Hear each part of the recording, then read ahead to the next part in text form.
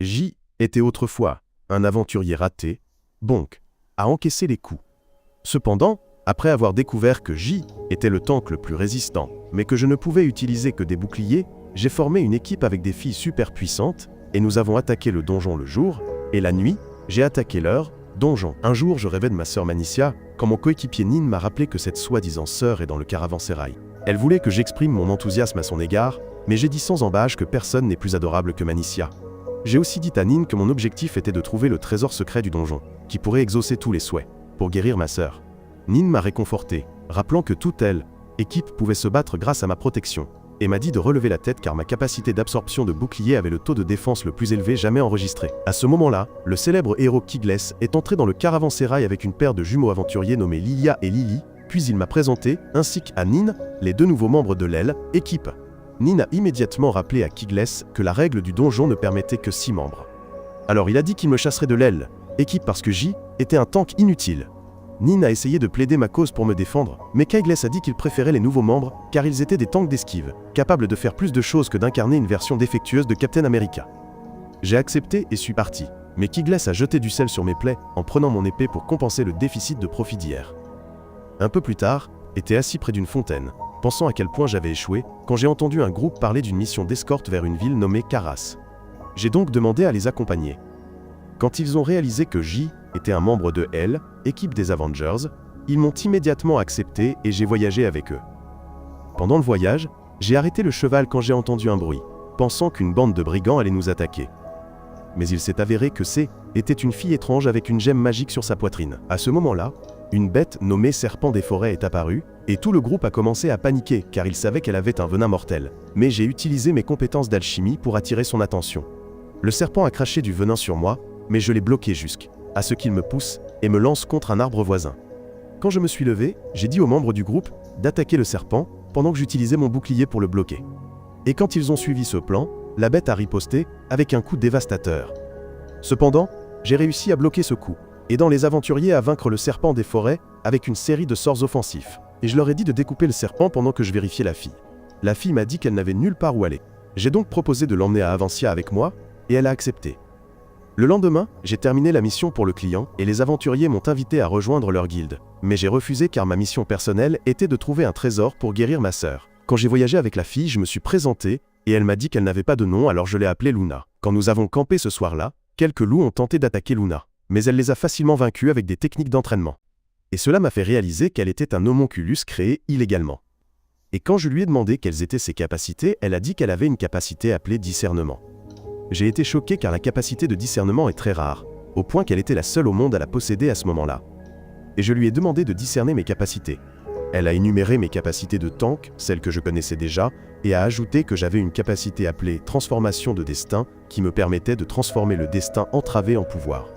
J'ai réalisé que était une capacité offensive, et Luna a alors révélé que j'avais une autre capacité appelée sacrifice, qui me permettait de recevoir des dégâts à la place d'autrui. J'ai réalisé que j'avais supporté les dégâts de toutes ces équipes sans le savoir et j'ai remercié Luna pour son aide. Le lendemain, nous sommes arrivés à Avancia. Luna a trouvé qu'Avancia était une ville paisible et j'ai dit que était un bel endroit bien qu'il n'y ait pas grand-chose dans cette région. En avançant, une fille aux cheveux rouges m'a soudainement serré dans ses bras et m'a demandé combien de temps je resterais cette fois-ci. Une autre de mes amies, vêtue comme un personnage de Game of Thrones, est apparue et m'a arraché la fille aux cheveux rouges.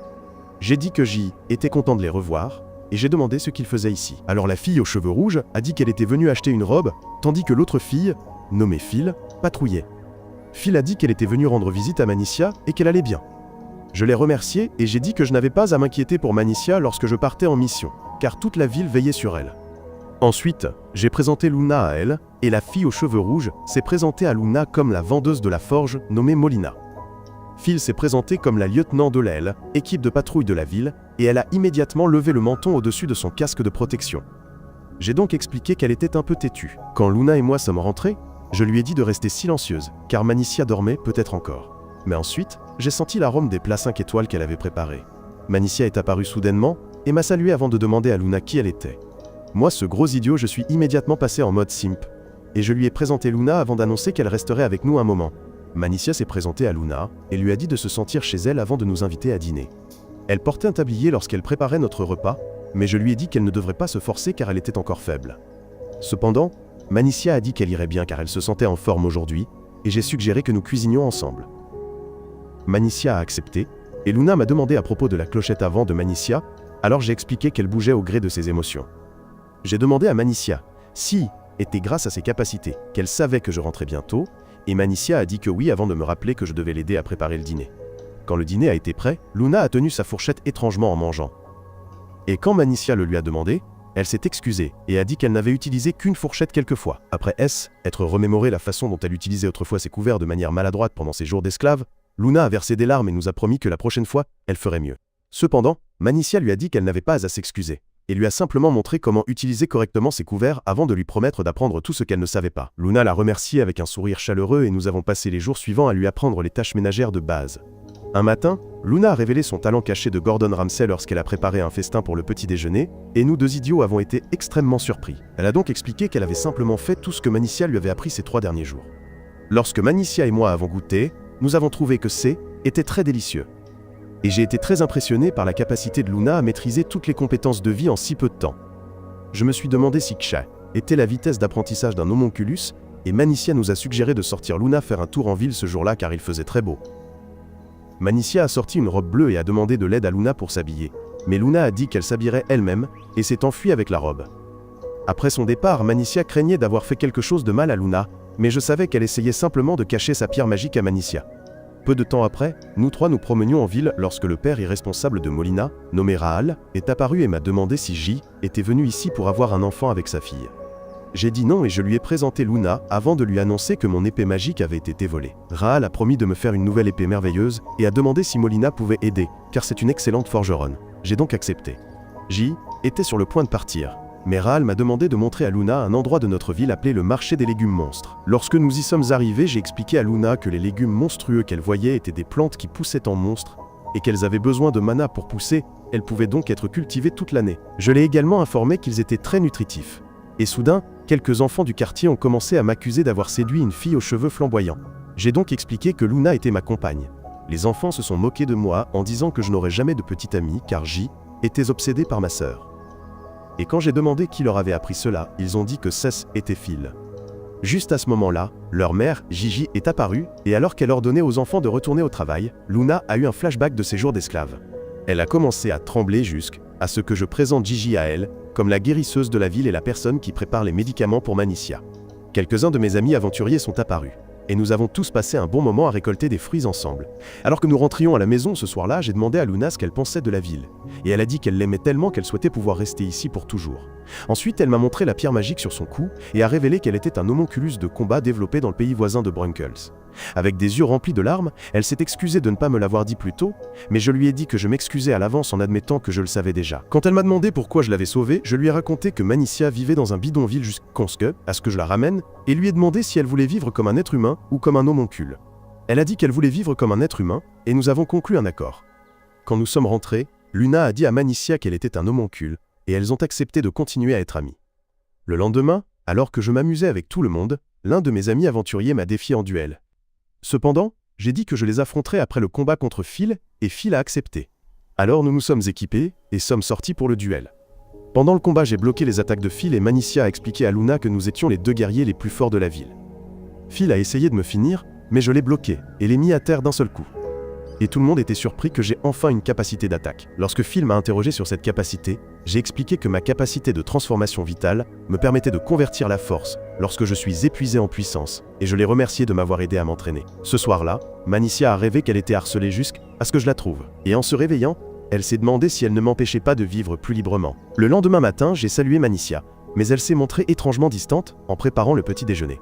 À ce moment-là, Luna est entrée dans la pièce et a commencé à s'excuser d'avoir préparé le petit déjeuner en retard. Mais ensuite, elle a remarqué que Manicia avait fini de préparer le petit déjeuner. Et Manicia l'a taquinée à propos de ses cheveux en désordre, qui avaient l'air si ridicules. Luna m'a dit qu'elle avait honte de ne rien pouvoir faire de bien. Et je lui ai dit de ne pas s'inquiéter, car nous nous aiderions mutuellement. Ensuite, elle a mentionné que Manicia et moi étions très bien informés, et a demandé qui nous avait appris tout ce que nous savions. J'ai donc révélé que j'avais appris grâce à un programme d'apprentissage. J'ai mentionné que j'avais vécu dans un bidonville, et je lui ai expliqué que l'apprentissage était une relation maître-élève. À ce moment-là, il y a eu un effort de la part des fonctionnaires pour ramener les habitants dans le bidonville, afin qu'ils aient une vie autonome. Et c'est pourquoi Manicia et les autres ont pu étudier la nuit. Manicia a commencé à se souvenir que tout le monde l'avait accusée d'avoir volé ma liberté.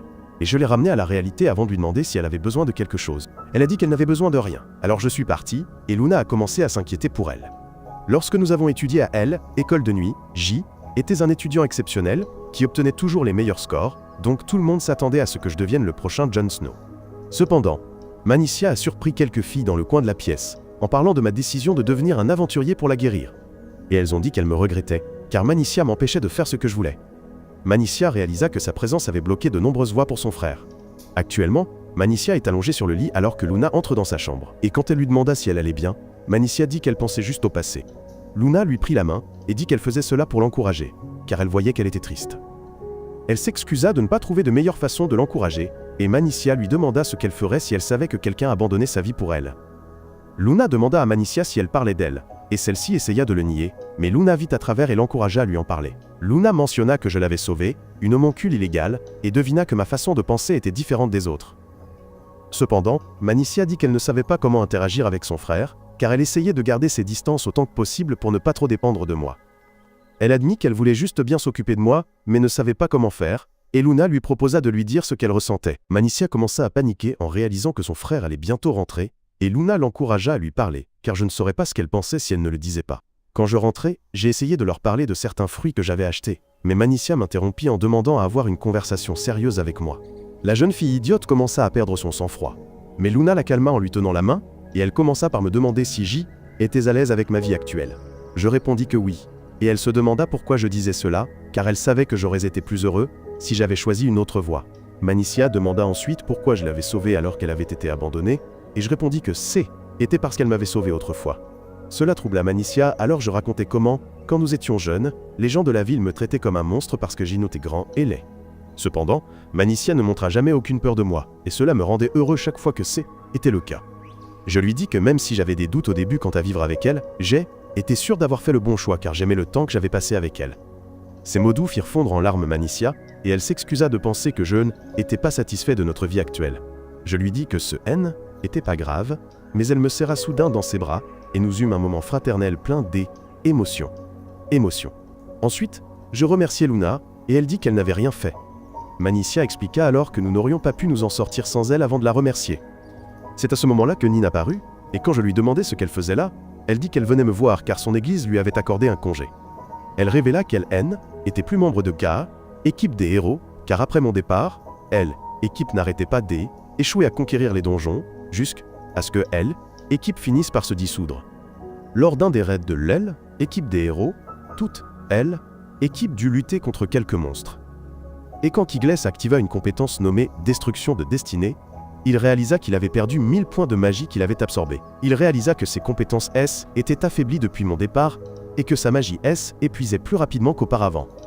Il parvint à vaincre le monstre et toute l'aile, équipe proposa de battre en retraite. Mais l'idiot têtu choisit de continuer le raid, et fut finalement vaincu par un monstre. Il commença à paniquer comme un pauvre perdant jusqu'à ce que les autres membres de l'aile, équipe le rattrapent et s'enfuient. À l'hôpital, Kigles commença à blâmer les membres de l'aile, équipe pour ses propres échecs. Ainsi, Nin l'a déstabilisé en révélant qu'il N était qu'un soldat stupide qui ne semblait fort qu'en raison de l'aide que je lui avais apportée de mon vivant.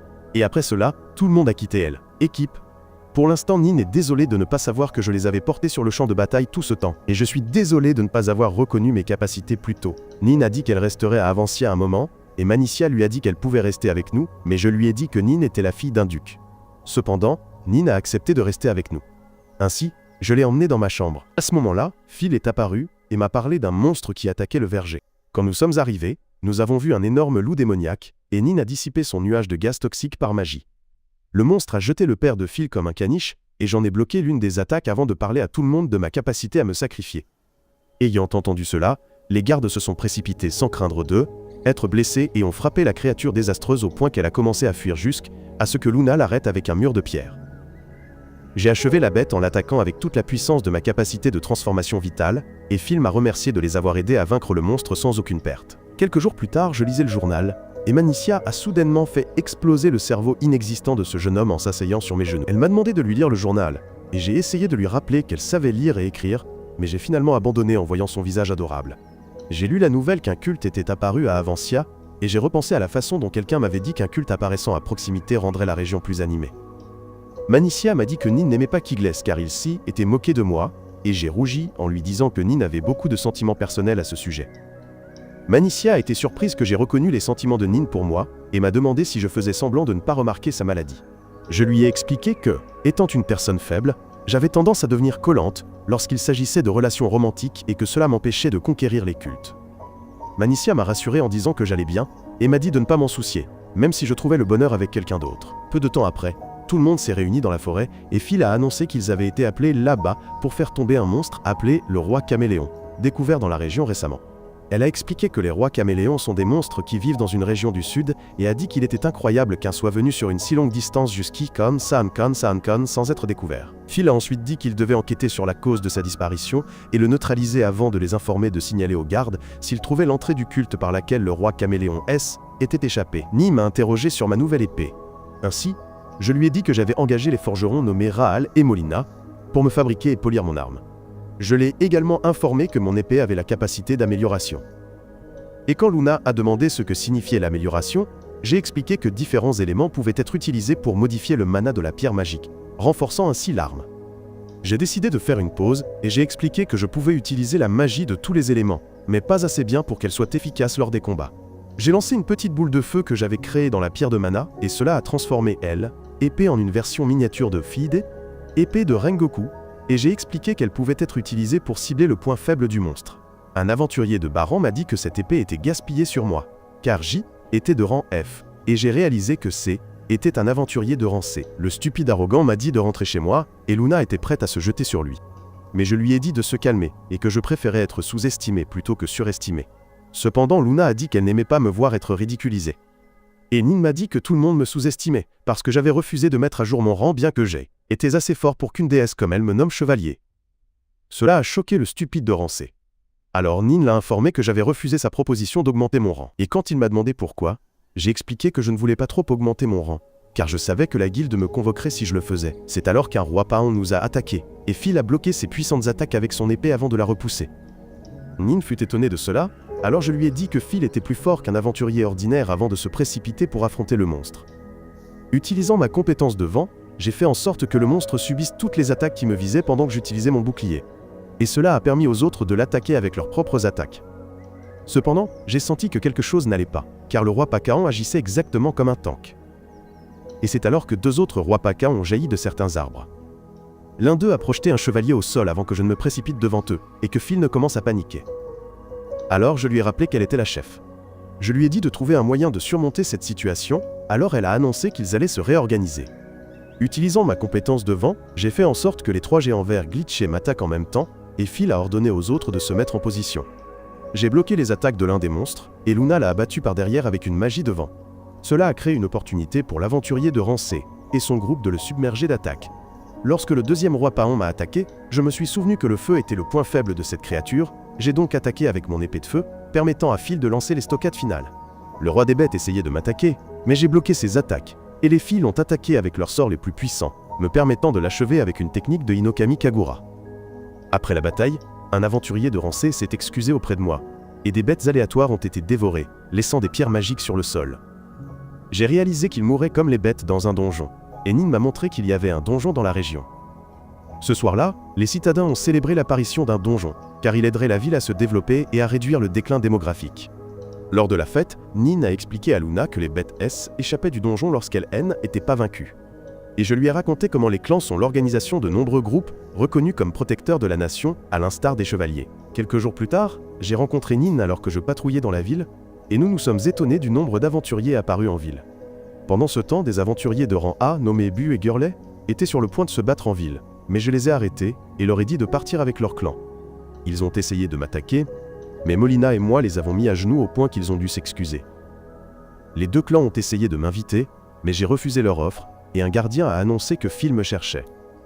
Un peu plus tard, Phil a annoncé que le régisseur m'avait demandé de former un clan dont je serais le chef, car c'était ce que voulaient les gens. Mais j'ai refusé car je voulais vivre une vie paisible avec Manicia. Phil m'a ensuite proposé un second choix, détruire le donjon d'Avancia. Et j'ai été choqué, car je savais que cela réduirait de moitié le développement de la ville. Phil m'a dit que je n'avais pas besoin de prendre une décision tout de suite, et Luna m'a ensuite fait savoir que Manicia était en état critique. En me précipitant à la maison, j'ai trouvé Manicia allongée sur son lit, et j'ai demandé à Luna et Nin de m'aider à détruire le donjon d'Avancia. Cependant, Luna nous a demandé de former un clan, et elle jouerait le rôle de chef à ma place, afin que je puisse accomplir mes missions annexes. Nin a également demandé à rejoindre mon clan, et Manicia m'a dit de privilégier la protection de la ville avant elle. En entendant cela, j'ai décidé que je protégerais la ville ainsi que Manicia, et j'ai demandé l'aide des filles. Le lendemain, les filles et moi nous dirigions vers la rencontre de l'Aile, équipe qui faisait un raid sur le donjon d'Avancia, et je me sentais mal à l'aise, car les anciens membres de mon équipe faisaient également partie de l'Aile, équipe. Lorsque nous sommes arrivés au point de rendez-vous, Lilia et Lily se sont présentés, et un autre membre de l'Aile, équipe nommé Sugal, s'est présenté comme un chevalier du temple avant de nous inviter à entrer pour discuter des détails. Quand il a ouvert le rideau, nous avons vu Kigles assis dans un coin, et Nin s'est immédiatement avancé pour l'affronter, mais je l'ai arrêté. Je demande à Kigles de s'expliquer, et Kigles dit que le groupe a rencontré un garde conscient le jour précédent. J'ai été choqué d'apprendre cela car je sais qu'ils n'ont jamais pu parler aux gardes pour lesquels ils se sont battus jusqu'à présent, même s'ils leur ressemblent. Kigles me dit de continuer mon exploration du donjon car il a été blessé. Il a soudainement agi comme un Tsundere cruel en me disant de terminer la quête, et Lilia a expliqué que me faire terminer la quête était sa façon de s'excuser. J'ai accepté d'accepter la quête, et lorsque je suis parti avec le groupe, Kigles s'est excusé pour tout, avant de me dire de ne pas mourir. Peu de temps après, mes compagnons et moi sommes arrivés au donjon d'Avancia, et nous sommes entrés dans un cercle de téléportation qui nous a amenés au premier étage. Luna a été surprise de constater que cet étage était une immense forêt, et je lui ai dit de ne pas se laisser tromper par le soleil dans le ciel, car il n'indique pas l'heure réelle. J'ai également expliqué que les choses ordinaires ne pouvaient pas se produire à l'intérieur du donjon, car l'espace était déformé. Lorsque le cercle de téléportation a disparu, elle a demandé comment nous allions trouver la sortie, et j'ai répondu que nous devions trouver un autre cercle de téléportation pour sortir de cet endroit. Nin a rassuré Luna en lui disant qu'elles allaient bien, car Lily possède une compétence appelée, pas dans le donjon, qui lui permet de se déplacer facilement vers les étages auxquels elle est déjà allée. Elle a dit que seulement 6 personnes peuvent être téléportées de cette manière. Et j'ai dit à Nin de montrer à Luna une magie similaire au Gacon, pas dans le donjon. Elle a donc activé une magie D, évasion d'urgence. Luna a immédiatement copié la magie, et cela a impressionné tout le monde.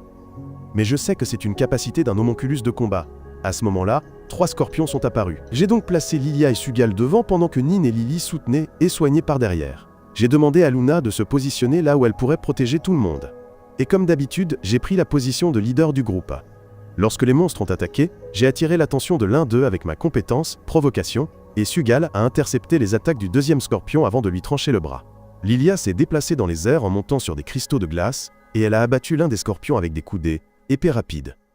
Pendant ce temps, le garde du donjon observait elle, équipe depuis un autre endroit, et il les trouvait impressionnants. Après avoir vaincu les bêtes, toute l'autre équipe s'est téléportée dans une autre partie du donjon, où ils ont été attaqués par 2 dinosaures appelés Filtsaurus.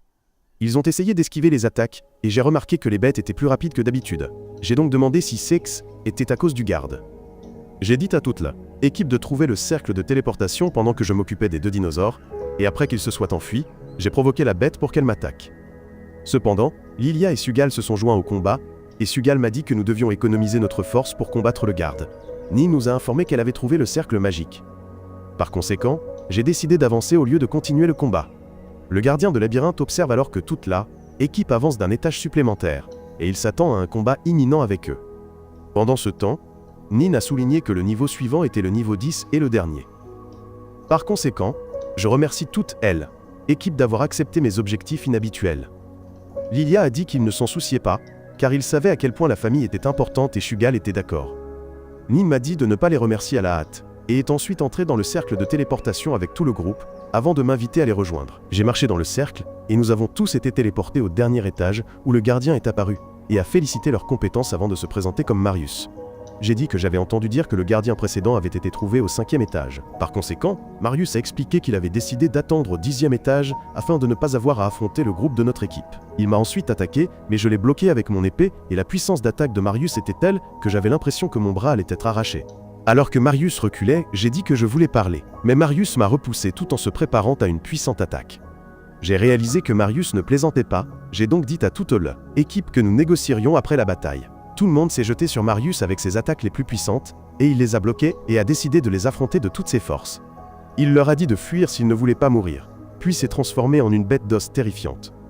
Quand je me suis souvenu de Manicia, j'ai décidé que je gagnerais à tout prix, et j'ai arrêté les attaques incessantes de Marius avant que Lilia ne l'attaque avec une puissante frappe de épée.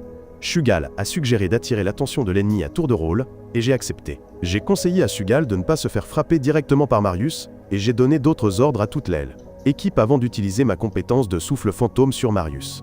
Avant que Marius ne puisse m'attaquer, Lilia l'a frappé à la poitrine et il est tombé au sol.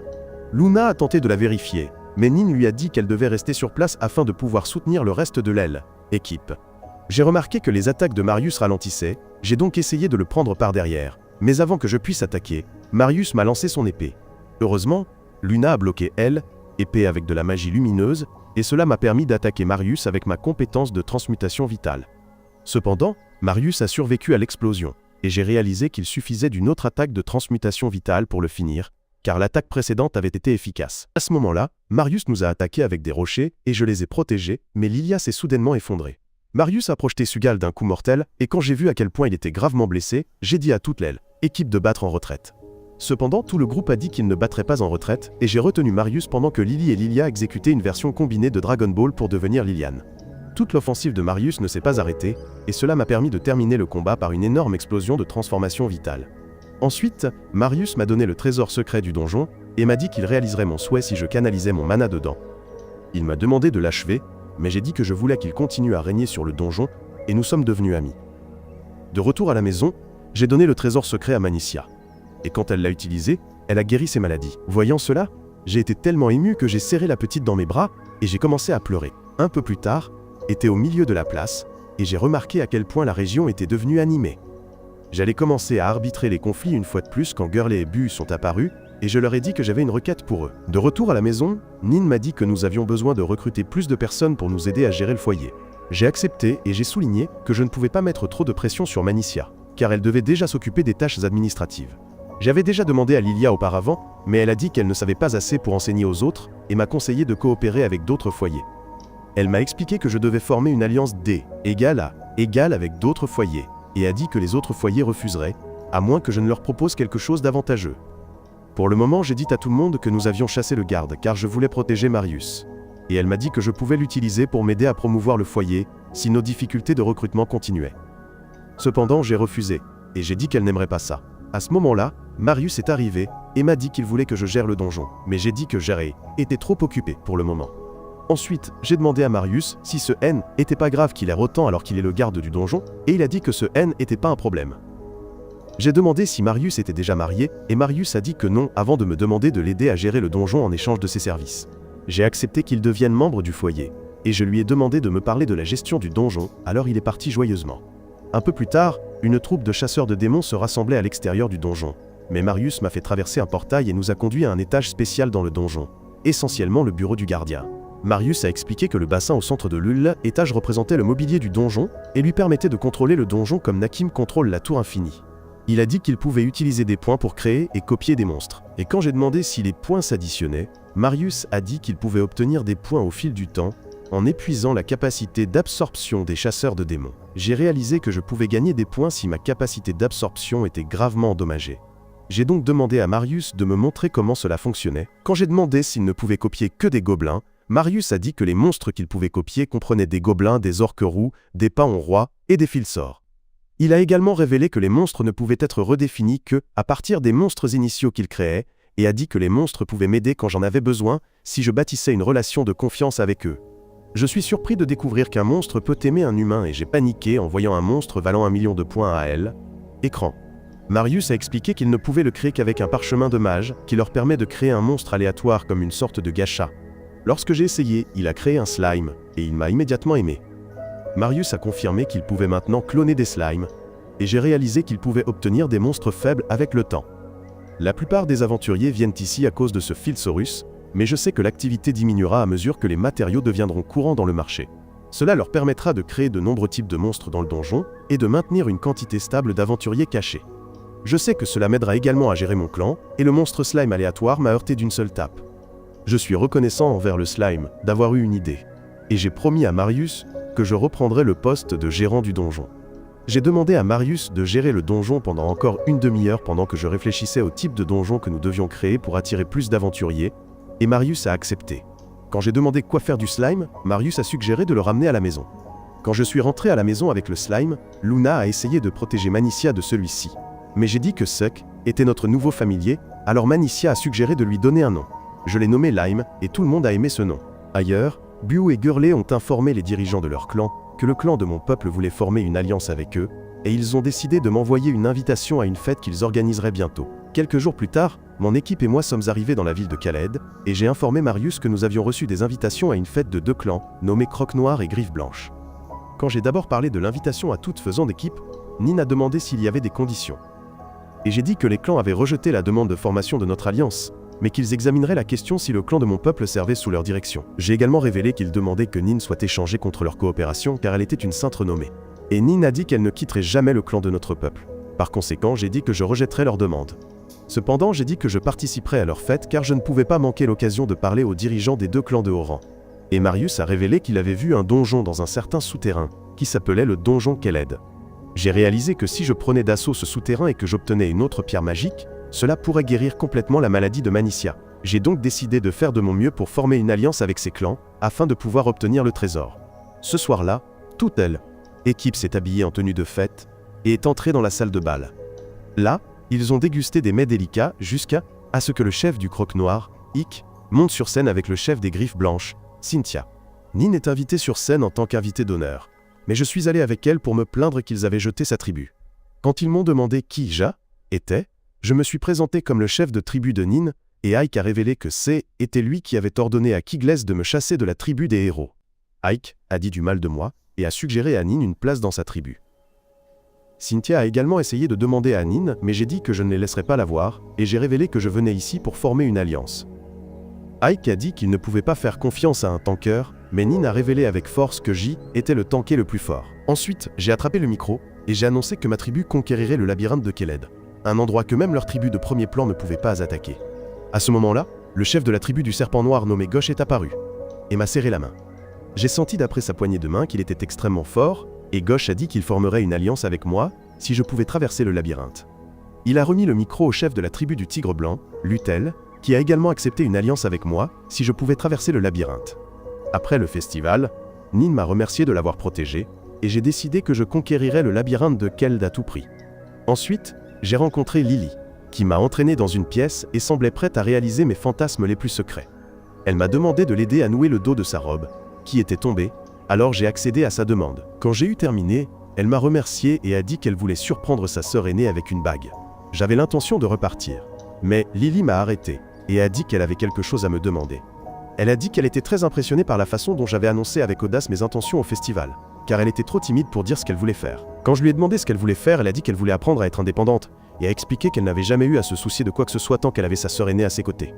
Elle avait été une idiote depuis ses premières années, faisant toujours des erreurs, mais Lilia l'avait protégée. Et pour cette raison, elle considérait sa sœur aînée comme une fille parfaite, capable de tout faire.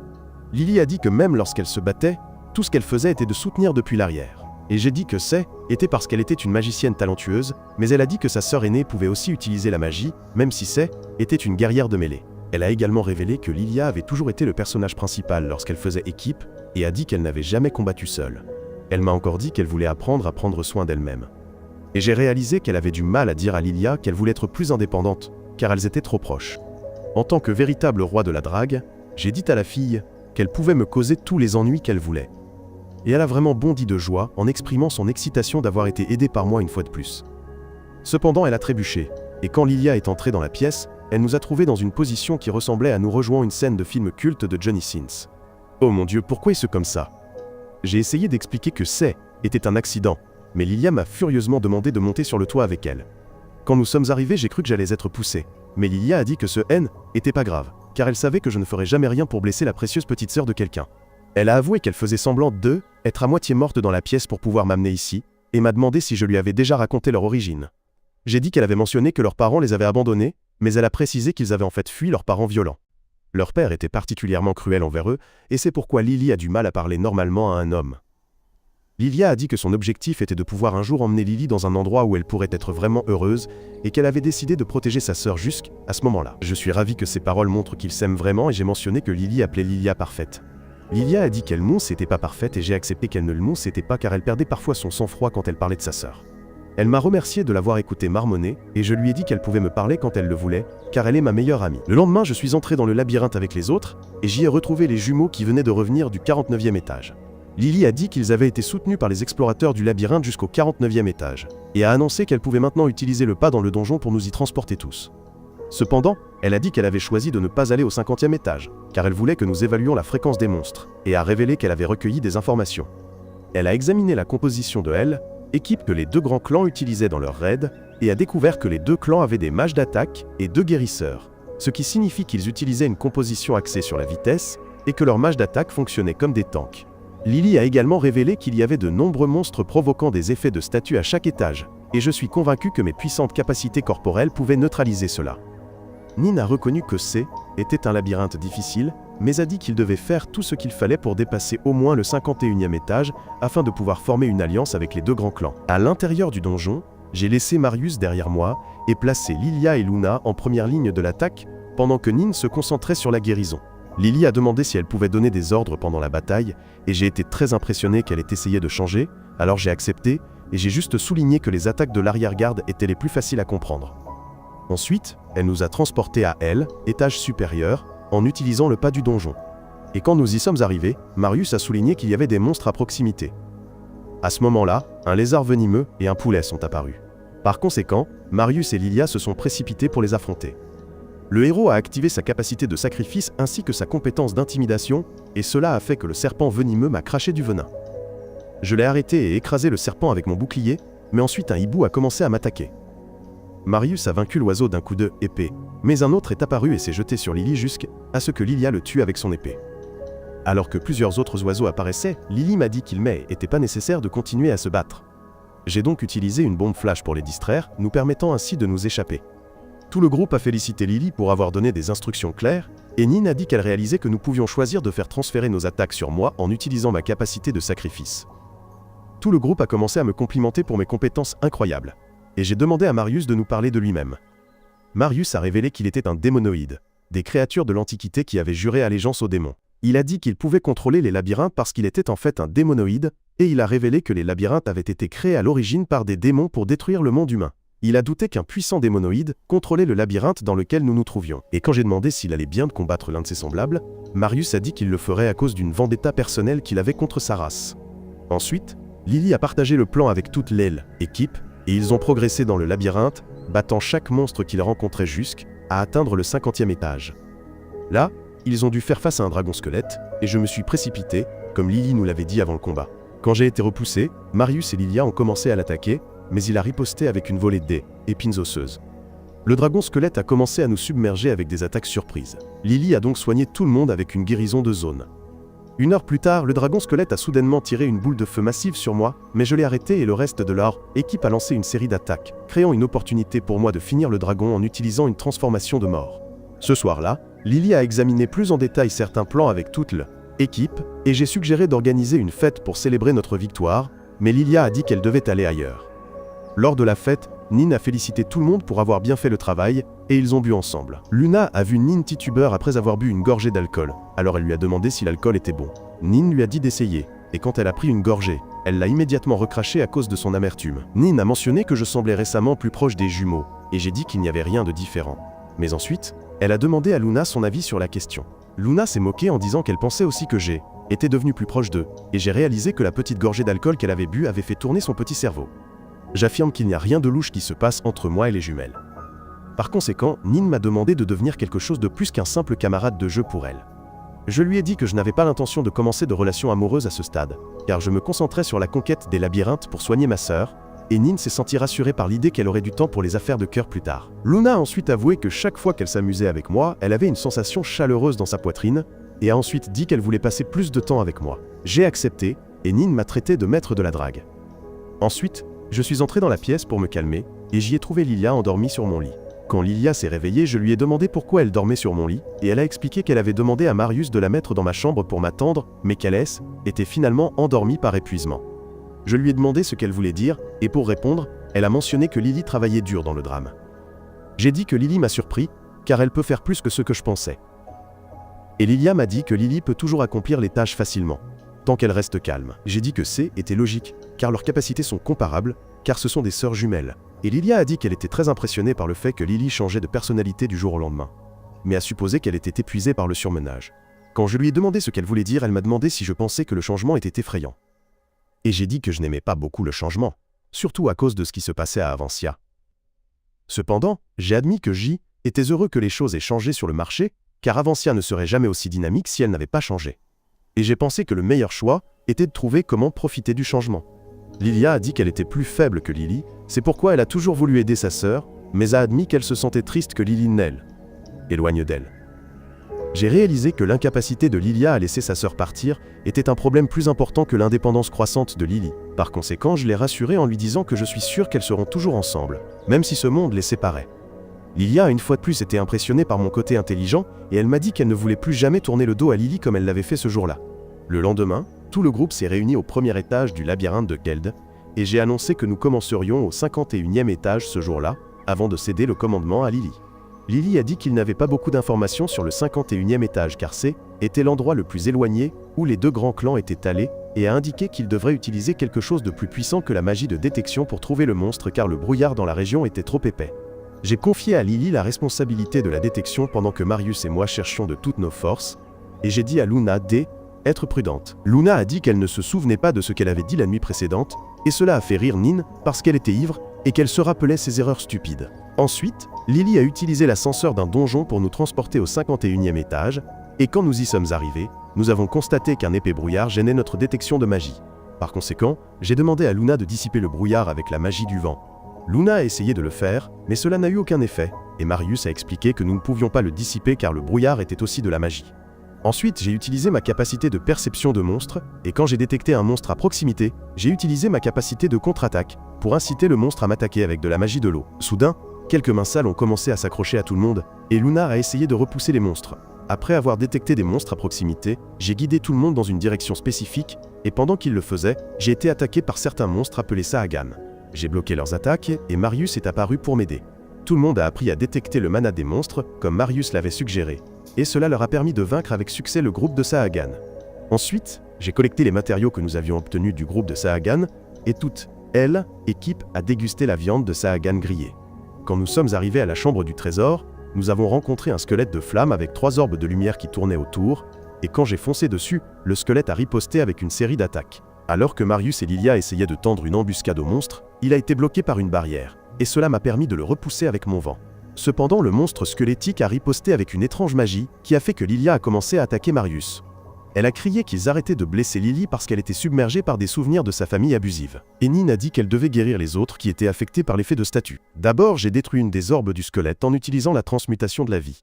Et j'ai cloué Lilia au sol. Quand elle s'est remise, j'ai réalisé qu'elle avait des hallucinations de blessures de son passé. J'ai donc dit à Lilia qu'il n'y avait plus personne là pour leur faire du mal. Elle est revenue à la raison quand j'ai promis de la protéger elle et Lily à tout prix, et j'ai ajouté quelques mots rassurants avant de retourner au combat. J'ai attaqué le squelette sans relâche à ce que je découvre qu'il ne pouvait pas bloquer les attaques magiques et physiques en même temps.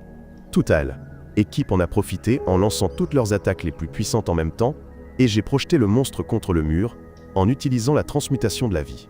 Le squelette s'est levé et a essayé d'utiliser des tactiques plus furtives, mais je l'ai déjoué, et le groupe a vaincu le monstre squelettique une fois pour toutes avec une série d'attaques magiques. Cependant, Lily s'est rendu compte qu'elle ne pouvait pas sentir le cercle de téléportation, et Marius a deviné que était parce que le gardien ne voulait pas qu'ils aillent plus loin. J'ai proposé de partir, mais juste à ce moment-là, une femme est apparue derrière moi et m'a mordu le cou. Quelques squelettes âmes sont apparus dans la zone, mais la femme a détruit tous ces derniers d'une seule attaque, et cela a fait réaliser à Marius qu'elle était une reine démoniaque. Je me demande si la reine démoniaque est la gardienne du donjon, et elle a accidentellement activé une capacité appelée génie. Ce charme a créé une énorme vague de mana, submergeant mon équipe, mais je savais qu'il faudrait plus que cela pour les arrêter. La reine démoniaque a été surprise que nous n'ayons pas été affectés par les effets de statue après avoir été attaqués par ses attaques, et elle s'est plainte que les compétences divines lui posaient des problèmes. J'ai demandé si elle était la gardienne du donjon, et elle a confirmé que était le cas avant de demander si nous avions peur d'elle. J'ai dit non parce qu'elle est une loli adorable, et elle a ri en disant qu'elle appréciait les compliments. Cependant, Marius a informé la Ciscon que la reine démoniaque avait vécu plus de 3 siècles, et qu'elle avait crié qu'il se taise, tout en l'attaquant avec des projectiles de vent. Elle a traité Marius de raté de reine démoniaque, mais j'ai arrêté les projectiles qu'elle a lancés sur Marius tout en lui disant de ne pas attaquer mon ami. La reine démoniaque a dit que le père d'Ansas était allié aux humains, mais Marius a dit qu'elle avait tort, car il n'agissait que par vengeance contre les reines démoniaques. Cependant, elle lui a dit de se mettre en travers de son chemin, car était qu'une cible pour elle. mais je lui ai dit qu'elle avait affaire à toute l'équipe, et pas seulement à Marius. La reine démoniaque était confuse, car elle connaissait notre force individuelle qui ne pouvait pas encore correspondre à la sienne. Et je lui ai dit que les humains formaient des groupes pour compenser leur faiblesse, à ne pas pouvoir activer la pensée des profondeurs par eux-mêmes. Elle s'est présentée comme Aman et a libéré son courant D, âme noire. Je lui ai foncé dessus avec ma compétence sacrificielle, et cela m'a permis d'arrêter son attaque tourbillonnante. J'ai utilisé ma compétence d'immolation pour lui faire subir les attaques suivantes alors que Marius et Lilia se précipitaient pour l'attaquer. Elle a jeté les deux épéistes et Luna et Lily ont commencé à l'attaquer avec du feu, mais elle a utilisé un cyclone pour dévier leurs attaques. J'ai dit à Nin que même s'il utilisait sa compétence d'immolation, elle ne subirait pas toutes les attaques qui lui seraient destinées. Et Aman a commencé à se vanter de l'inutilité de nos attaques. Par conséquent, je lui ai de nouveau foncé dessus. Elle m'a facilement esquivé avec la magie du vent, mais Nin l'a ralenti avec la magie de la gravité, et Lilia s'est précipitée pour porter le coup de grâce. Cependant, Aman l'a jeté et a jeté Marius d'une seule main. Je lui ai foncé dessus avec ma compétence d'immolation, et Aman m'a arrêté avec des coups de vent, mais cela n'a fait que créer une opportunité pour Lily de l'attaquer par derrière avec de la magie de feu. Aman a réussi à dévier la flamme, j'ai donc utilisé ma bombe aveuglante pour la distraire pendant que Marius et Lilia portaient des coups dévastateurs à son estomac, et cette attaque a fait exploser son mana interne en un énorme cyclone. Dans la tempête, Aman s'est excusé d'avoir sous-estimé notre groupe, et Nin a soigné tout le monde, tout en soulignant qu'elle était plus forte que n'importe quel monstre que nous avions jamais affronté. Cependant, tout le monde a exprimé sa détermination à continuer le combat, et j'ai décidé que nous attaquerions tous en même temps une fois la tempête passée. C'est à ce moment-là qu'Aman s'est transformé en un loup géant, que j'ai reconnu comme un Fenrir, et j'ai demandé à Marius s'il pouvait se transformer en monstre, mais il a dit que cela le ferait attaquer ses alliés et ses ennemis. J'ai esquivé une attaque d'Aman, et j'ai bloqué l'assaut suivant avec mon arme. Pendant ce temps, le bataillon 2, épéistes, Marius et Lilia, l'ont attaqué des deux côtés. Cependant, ils ont réalisé que leurs attaques ne lui infligeaient aucun dégât, car sa fourrure était aussi dure qu'une armure, et elle a continué à me submerger avec des attaques de griffes jusqu'à ce que Luna et Marius l'attaquent avec une pluie de feu. Cependant, les attaques n'ont pas causé beaucoup de dégâts, et lorsqu'elle m'a de nouveau chargé, j'ai remarqué que ses attaques étaient devenues plus fortes. À ce moment-là, Marius a lacéré le bras d'Aman d'un coup d'os, épée, et s'est excusé de m'avoir mis trop de temps à charger son attaque. Cependant, j'ai dit que Sexama était parfait car il avait réussi à percer son épaisse armure de fourrure et Aman a chargé à nouveau. J'ai réussi à bloquer. Lilia a utilisé une technique D, épée à double maniement qu'elle avait apprise de Kirito pour frapper violemment la tête d'Aman. Et Aman a tenté de s'enfuir, mais Lilia l'a arrêté en le frappant dans le dos avant de lui asséner 2 coups mortels. J'ai activé ma compétence de provocation, et cela a fait qu'Aman m'a chargé. Lorsque j'ai bloqué sa griffe, j'ai remarqué que ses mouvements avaient ralenti, mais elle a soudainement commencé à attaquer avec une magie de vent plus féroce. Marius a tenté de la frapper à nouveau, mais le vent l'a repoussé, et j'ai réalisé que la gemme sur son front avait activé une barrière de vent puissante autour de nous. Lilia a guidé Nin pour utiliser un sort de purification pendant que les autres attaquaient en même temps. Alors elle a commencé à réciter pendant que le reste de l'Arel équipe se lançait sur Aman. J était sur le point d'être submergé par le vent d'Aman, mais j'ai réussi à tenir bon jusqu'à ce que Nin réussisse à dissiper la barrière de vent d'Aman. Aman a tenté de s'enfuir, mais Luna lui a bloqué la route avec une explosion de feu, et le bataillon D, épéiste, a commencé à la déchiqueter. Marius m'a fait signe d'attaquer, alors je l'ai frappé avec une transformation mortelle, mais malheureusement Aman a riposté avec une magie de vent dévastatrice qui m'a submergé. J'ai réussi à encaisser l'attaque, mais nous avons remarqué que le bataillon D, épéiste, était inconscient. Une Aman blessée est tombée au sol, j'ai donc dit à Luna et Nin de soigner le bataillon D, épéiste, car ils mourraient s'ils étaient touchés par une autre attaque de vent. Nin m'a averti que était trop dangereux pour moi car mon corps absorbé avait été brisé. Mais j'ai dit que je pouvais toujours me battre avec mes compétences de tank, et lui ai rappelé que Gigi était le seul à pouvoir arrêter les attaques d'Aman. Ensuite, j'ai bloqué un coup de griffe d'Aman. Quand Aman a essayé de m'attaquer à nouveau avec une rafale de vent, l'attaque n'a pas pu se former, j'ai donc réalisé qu'Aman était dans une mauvaise posture. J'avais l'intention de proposer une retraite, mais Lily a dit qu'il pouvait continuer à se battre, et elle a eu une idée, qui consistait à passer en mode attaque après avoir fusionné avec Lilia. J'ai résisté aux attaques d'Aman jusqu'à ce que Lily ait fini de fusionner et commence à attaquer la bête. Elle a eu du mal à utiliser le corps fusionné, j'ai donc continué à la couvrir, tout en lui conseillant de se battre comme d'habitude. Quand Aman m'a attaqué à nouveau, j'ai réussi à le bloquer en déchaînant tout le mana de mon corps, ce qui a permis à Lily de vaincre Aman d'un puissant coup de magie. Après la bataille, Aman m'a donné une pierre merveilleuse, et je lui ai posé des questions sur les objectifs des rois démons. Ensuite, je l'ai invitée à rejoindre mon groupe pour combattre les rois démons, et elle a accepté. Un certain temps plus tard, j'ai annoncé que mon groupe avait conquis le labyrinthe, et les dernières tribus ont accepté de former une alliance avec moi. Sur le chemin du retour, Lily m'a remercié de l'avoir aidé dans la bataille, puis m'a embrassé sur la joue avant de s'évanouir. Quand nous sommes retournés à Avancia, Manicia a utilisé la pierre magique pour se guérir encore plus, et elle a remercié Aman de son aide avant de l'inviter à rester avec nous, Quelques jours plus tard, Manicia a reçu des demandes du peuple du village et elle m'a demandé de regarder le reste avant de partir avec Lime. Après son départ, j'ai ramassé la pile de requêtes et J était ravi que 2 grandes tribus aient accepté de s'allier avec nous. Mais je craignais que le développement du village n'entraîne de gros problèmes. À ce moment-là, Nin est apparu et m'a emmené dans une chambre où une fille blessée qu'ils avaient trouvée sur le chemin était soignée par Luna.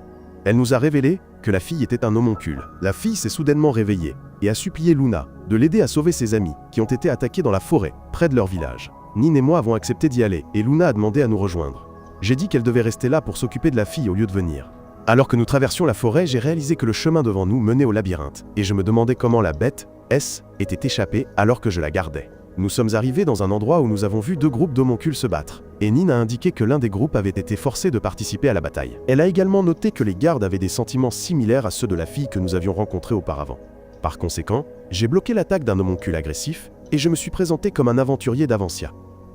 Un autre homoncule s'est joint à l'attaque, et j'ai essayé de les convaincre de écouter, mais ils ont continué à attaquer. Je les ai sortis, et j'ai expliqué à l'homoncule du corps que son ami était venu chercher notre aide, mais la fille m'a repoussé et a recommencé à se battre contre son rival. J'ai remarqué qu'elle était à égalité avec son rival. Et quand un autre homoncule a tenté de la prendre en embuscade, j'ai bloqué l'attaque, tout en demandant à la fille si elle était l'amie de l'homoncule que nous avions rencontré. La fille a dit oui, et a révélé que le groupe qui les attaquait était des homoncules combattants de Brunkles, et je me suis souvenu que Brunkles était la même ville de laquelle Luna S était enfuie. J'ai demandé à Nin de guérir le groupe d'homoncules du corps, alors elle a utilisé un puissant sort de guérison sur eux pendant qu'Aman observait d'en haut. J'ai demandé à la fille si les homoncules combattants avaient des sentiments, et elle a répondu que non, avant de révéler qu'ils étaient envoyés pour anéantir son groupe. J'ai réalisé qu'ils devaient être vaincus et cela m'a fait mal, car j'avais l'impression qu'ils auraient pu se voir accorder une vie comme Luna. Mais alors Aman est apparue soudainement derrière moi. Elle m'a dit que les homoncules combattants étaient essentiellement des bêtes, et je savais qu'elle essayait de prendre en compte mes sentiments malgré ses paroles froides. Quand ils ont attaqué une fois de plus, je les ai arrêtés avec mon épée, et j'ai coupé le bras de l'un d'eux. Cependant, ils se sont jetés sur moi, alors je les ai détruits en frappant leurs cristaux de mana. Quand Nin a fini de guérir le groupe d'homoncules du corps, je leur ai dit que leur ami était au sanctuaire de notre clan, et j'ai demandé s'ils me suivraient là-bas. D'après leur apparence misérable, je pouvais dire qu'ils avaient eu une vie difficile, et je soupçonnais qu'ils détestaient les humains. L'homoncule aux cheveux bleus a déclaré franchement qu'elle n'aimait pas les humains, mais elle a demandé à nous accompagner, car elle et ses amis n'avaient nulle part où aller. Quand je les ai amenés au sanctuaire du clan, Manicia leur a servi un peu de nourriture, et Nin m'a dit que je devrais parler au gardien du manoir, car j'hébergeais des homoncules de Brunkles. Elle a également noté que nous serions probablement en sécurité, car la nouvelle atteindrait certainement les échelons supérieurs, et les habitants du village deviendraient méfiants à leur égard. J'ai souligné que le gardien d'Avancia était très gentil, et j'ai dit que je suis sûr qu'il nous écouterait. À ce moment-là, l'un des homoncules nous a remercié d'avoir sauvé son groupe, et s'est présenté comme Fer, avant de demander si nous allions voir le chef du village. Nous avons dit oui, alors Fer a proposé de venir avec nous, car ce serait plus rapide si l'un d'entre nous parlait directement à l'homme de ce qui se passait à Brunkles. Je lui ai dit qu'il pouvait se méfier d'elle, alors Fer a demandé que nous lui attachions les mains et les pieds, avant de promettre de nous dire tout ce qu'elle savait. Je ne voulais pas lui attacher les mains et les pieds, alors j'ai pris sa main pendant que nous traversions le village, et j'ai ignoré les murmures des gens. Quand nous avons tout expliqué au gardien du village, il a dit qu'il suspectait que les homoncules étaient créés à Brunkles, mais qu'il était très surpris du traitement cruel qu'ils subissaient. Je lui ai dit que le groupe d'homoncules n'avait nulle part où aller, et je lui ai demandé de les laisser rester dans le village, afin qu'ils puissent fournir la main D, œuvre qui nous manquait. Le superviseur a accepté et il a demandé à Fer si elle savait pourquoi la technologie était utilisée pour créer des homoncules par un paiement étrange, et elle a dit que C était à cause d'un démon nommé Grid qui était apparu à Brunkles il y a 20 ans. Il a dit qu'il transférerait les informations qu'elle venait de partager à elle, Eta, et a assuré qu'Avancia lui fournirait une protection. Sur le chemin du retour, j'ai interrogé Fer sur l'homoncule aux cheveux bleus, et Fer a révélé qu'elle était un commandant très puissant nommé Mina. Au manoir, j'ai dit aux homoncules que la ville leur fournissait officiellement une protection, et leur a demandé dans quel domaine ils étaient bons, car j'avais l'intention de leur trouver du travail. Ils ont commencé à paniquer car ils ne voulaient plus travailler pour des humains, mais je les ai rassurés en disant qu'ils travailleraient dans des conditions équitables. Manicia nous a ensuite demandé de confier au groupe d'homoncules la tâche de construire des toilettes publiques, et j'ai convenu que C était une excellente idée. Après son départ, Nin m'a dit qu'elle avait remarqué que Luna agissait anormalement proche des autres homoncules. Un peu plus tard, j'ai rencontré Luna et lui ai demandé pourquoi elle passait tout son temps avec les homoncules, et elle a dit que c'est était parce qu'elle se considérait chanceuse d'avoir été sauvée par moi. Elle a admis qu'elle ne leur avait toujours pas dit qu'elle était une homoncule, car elle craignait que cela ne me cause des ennuis. Cependant, elle a dit qu'elle voulait le dire à tout le monde quand tout le monde dans la ville accepterait les homoncules, et je l'ai réconfortée par une tape sur la tête. Sur le chemin du retour, Aman m'a tendu une embuscade en me pressant sa poitrine contre mon visage, et m'a dit qu'elle enseignait aux homoncules des leçons de magie. Quand j'ai posé des questions sur Grid, elle a dit qu'il produisait des homoncules en série, juste pour passer le temps car les démons sont immortels. Elle a également cité comme raison de l'expérience de Grid qu'il visait à créer le pouvoir suprême, qu'elle a décrit comme le pouvoir que j'ai. J'ai dit que je ne pouvais pas pardonner à Grid pour ses actes inhumains. Et je lui ai demandé si Grid était dans un donjon, alors elle m'a averti que mon pouvoir pourrait me transformer en monstre si je l'utilisais trop. Elle a également dit que je pourrais devenir un démon si j'utilisais mon pouvoir correctement. Et j'ai dit que je n'avais aucun intérêt à devenir un démon. Quand je suis parti, mon corps a commencé à émettre un flux de gaz sombre, et j'ai entendu une voix me dire de détruire quelque chose. Quelques semaines plus tard, les homoncules avaient fait des progrès considérables dans la construction des toilettes publiques, et les habitants de la ville ont commencé à leur donner de la nourriture et des cadeaux pour reconnaître leurs efforts. Pendant ce temps, j'avais suivi des cours d'entraînement de mana dans le donjon d'Avancia, car je savais que le démon Grid essaierait de me tuer pour avoir possédé le pouvoir suprême. Après avoir détruit quelques monstres, je suis arrivé à l'aile, étage de gestion du donjon, où j'ai trouvé Nin jouant avec un Pokémon nommé Baverne, que j'avais tiré de la machine à gacha de monstres. Et Marius a dit qu'elle avait eu de la chance car C était un monstre d'une valeur de 70 000 points. Lily a donné naissance à un dragon violet nommé Lufer, et tous deux m'ont remercié de leur avoir permis d'utiliser mes points pour créer leur compagnon précieux. Nin a dit que gérer le labyrinthe était formidable, car les monstres que j'aime me manqueraient tellement. Mais Marius a dit que les animaux ne lui ont jamais montré de telles affections. Quelques jours plus tard, j'ai annoncé que les bains publics étaient officiellement ouverts, et certains villageois doutaient de leur sécurité, car ils avaient été construits par des homoncules.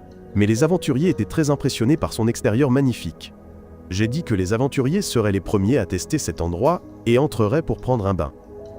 Lorsque les filles sont entrées dans les bains des femmes, Lily a dit qu'elle était très impressionnée par leur magnifique extérieur, et Lilia a immédiatement commencé à se laver les cheveux. Nin a dit à Manicia qu'elle voulait aussi se laver les cheveux, car se laver les cheveux avec une amie était quelque chose qu'elle avait toujours voulu faire. Manicia a accepté et a enlevé sa serviette, mais Aman l'a interrompue en demandant qui allait la laver. Quelques instants plus tard, Aman a dit que était vraiment dommage qu'il n'y ait pas de bain mixte après tous les sorts de métamorphose qu'ils avaient pratiqués dans ses cours de magie, et Nin lui a rappelé que était censé être un secret. Manicia leur a demandé quel sort de métamorphose ils utiliseraient pour les bains mixtes.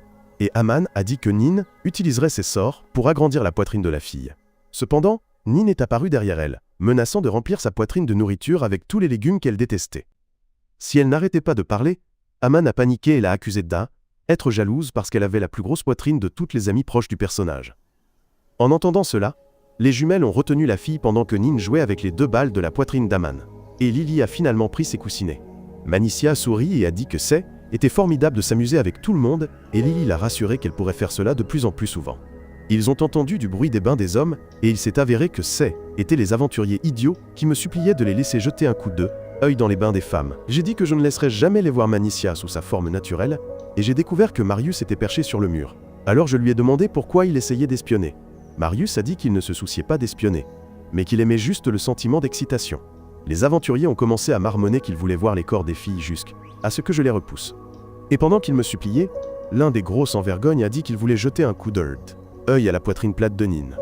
En entendant cela, Nin était tellement en colère qu'elle s'apprêtait à les attaquer avec un Hollow Purple. Et j'ai dit à ces idiots d'utiliser leur imagination, car toutes les autres filles avaient des tailles de poitrine presque similaires. Après le bain, j'ai rencontré Fer et je lui ai raconté à quel point était amusé au centre de villégiature. Quand certains villageois ont demandé s'il y avait des dangers là-bas, j'ai dit que tout allait bien, et que les autres aventuriers étaient également très satisfaits de leur expérience. À ce moment-là, Mina est apparue et s'est inclinée en demandant à tout le monde de prendre un bain. Ils ont donc accepté d'entrer. Quand les filles sont sorties, je leur ai demandé comment qu'était. Et Nina a dit qu'elle aimait beaucoup le bain, mais qu'elle n'aimait pas qu'elle soit trempée par des idiots à la maison. Après un moment, tout le monde a remercié Mina et les autres pour leur service, et je l'ai également remercié d'avoir coopéré avec moi. À ce moment-là, un imbécile a annoncé à la légère qu'une grande horde de monstres se dirigeait vers Avancia, et le conseil a lancé un appel urgent à tous les aventuriers car les gardes ne pouvaient pas gérer ces monstres seuls. Au siège, j'ai informé les aventuriers que le nombre de monstres était supérieur à 150, mais je les ai rassurés en leur disant qu'ils seraient d'accord, car ils combattaient aux côtés de guerriers surpuissants qui avaient conquis le labyrinthe de Keled. Je les ai également informés qu'ils recevraient une somme d'argent substantielle pour chaque monstre qu'ils détruiraient, et qu'ils acceptaient tous de participer à la mission. Cependant, Marius a dit qu'il avait un mauvais pressentiment à ce sujet, et Aman m'a informé qu'un nouveau labyrinthe puissant était apparu dans la région. Elle a révélé que le monstre était en cours de clonage à l'intérieur du labyrinthe, ce qui signifie qu'il pourrait y avoir plus de monstres apparaissant dans la ville, et tout le monde a demandé mon aide pour résoudre ce problème de monstres.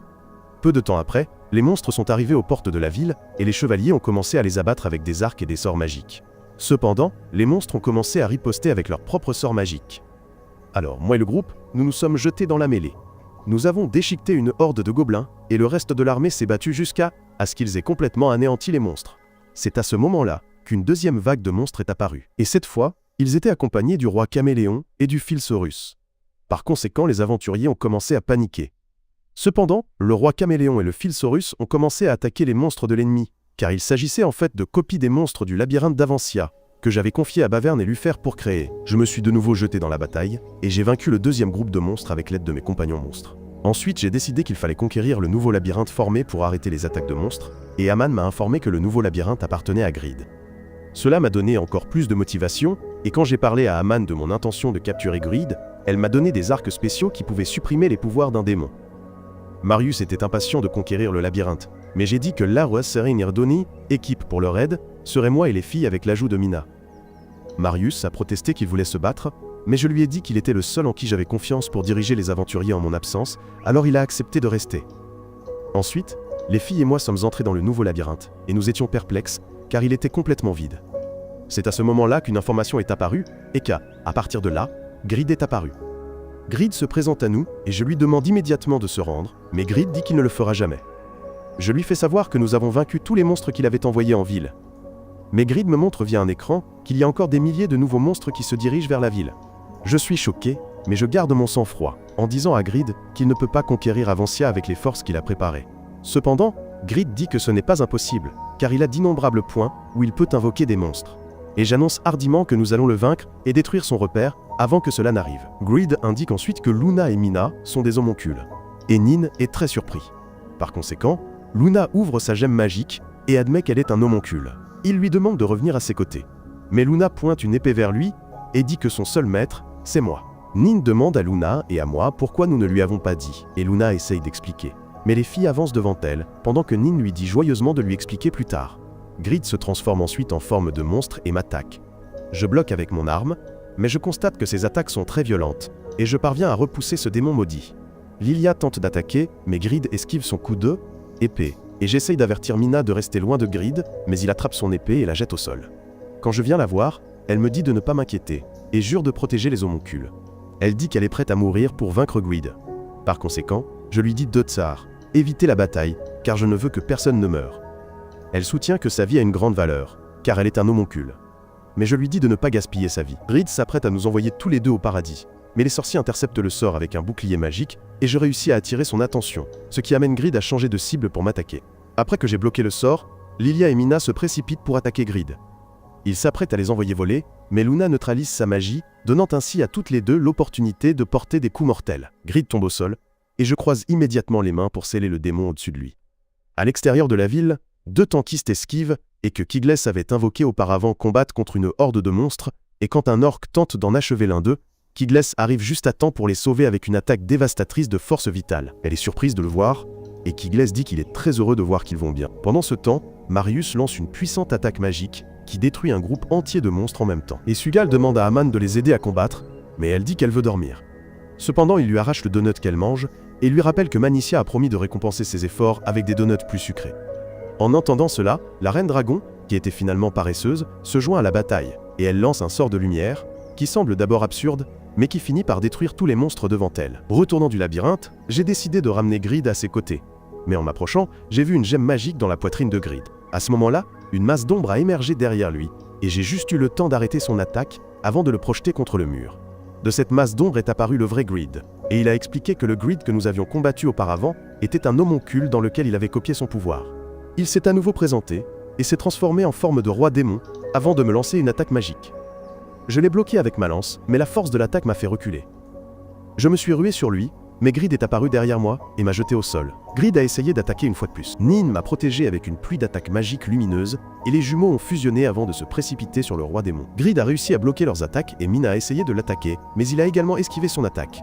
Soudain, Grid est passé à un niveau supérieur et s'est rué sur moi comme un fou, mais j'ai réussi à bloquer son attaque explosive. Ilian a retenu Grid pendant que je préparais mon attaque ultime, et quand ils m'ont fait signe, je me suis rué sur Grid avec mes compétences d'alchimiste. Grid a réussi à vaincre les jumeaux avec une magie de tornade, mais cela a créé une opportunité pour moi de lancer une attaque de transmutation mortelle sur Grid. Cependant, Grid est apparu indemne et m'a projeté contre le mur. J'ai essayé de lancer une autre attaque de transmutation mortelle, mais Grid m'a mis à terre d'un coup puissant et a vaincu le reste de l'aile, équipe en un clin d'œil. Luna s'est précipitée sur lui avec un poignard, mais Grid l'a arrêté d'un coup de poing féroce et a commencé à l'aile, étranglé dans une tentative de dépasser ses limites comme Asta. J'ai libéré tout mon mana d'un coup, et cela m'a fait perdre le contrôle. J'ai soudainement projeté Grid contre le mur, et Nin a été horrifiée de voir le flux de sang rouge terrifiant émanant de mon corps. Dans cet état de rage, j'ai commencé à frapper Grid jusqu'à ce que Nin me ramène à la raison. J'ai réalisé que j'avais été temporairement submergé par mon propre mana, et à ce moment-là, mon mana a une fois de plus pris le contrôle de mon corps. Je me suis rappelé les paroles d'Aman et j'ai eu peur de me transformer en monstre, mais j'ai finalement réussi à maîtriser mon mana une fois de plus, grâce à Nin. Ensuite, j'ai ramassé ma lance, et Grid a commencé à se vanter de détruire notre ville. J'ai dit à Nin de continuer à me soigner pendant que je rassemblais tout ce que j'avais en une seule attaque, et elle a accepté. Ensuite, j'ai activé ma lance sacrificielle, et cela a renforcé le pouvoir de tous les soldats sur le champ de bataille. J'ai dit à Grid que j'ai été le tank le plus puissant du monde, et je l'ai vaincu d'une attaque de transmutation mortelle. Ensuite, les filles et moi sommes retournés à Avancia, et nous avons retrouvé tout le monde en ville. J'ai fait éloge des efforts des guerriers et même de la ville qui m'a honoré comme un héros de guerre. Si vous étiez moi, penseriez-vous pouvoir séduire une de ces filles dans une chambre privée? Nin, Aman, Luna, ou peut-être préféreriez-vous être un Ciscon et aimer Manicia? Faites-le nous savoir dans la section des commentaires. Mon histoire se termine ici, assurez-vous de vous abonner et d'activer les notifications. Merci d'avoir regardé jusqu'à la fin de la vidéo et à bientôt.